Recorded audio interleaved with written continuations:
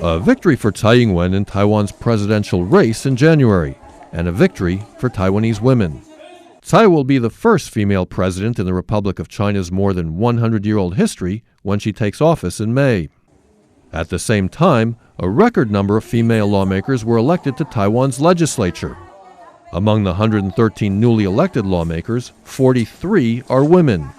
That's 38% of the total, the highest in Taiwan's history and the highest in Asia, topping such countries as the Philippines, South Korea, and Japan. Taiwan's democracy is only around 2 decades old, and the significance of Taiwan's high ratio of female legislators has not been lost on U.S. officials.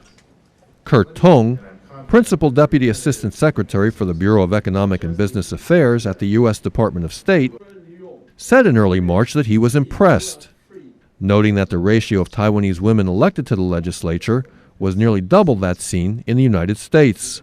But you may not know that Taiwan also elected a record number of women to the legislature, which is now 38% women.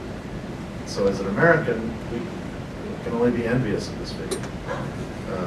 That's the highest ratio in Asia. According to the Republic of China's Constitution, which was drafted in 1946, women must account for a certain percentage of elected officials. Today, the percentage of women has exceeded what the quota prescribes. Some believe having a quota goes against the spirit of democracy, and that women are no longer the weaker sex in Taiwan. They say it's not necessary to reserve seats for them.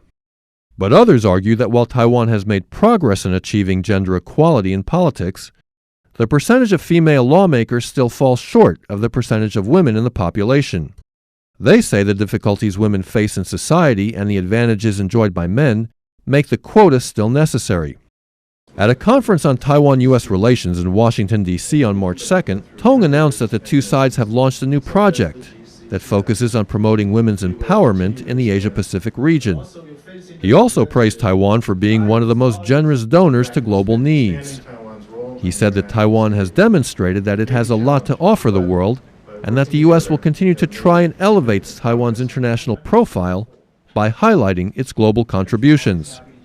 CNA, Washington, D.C.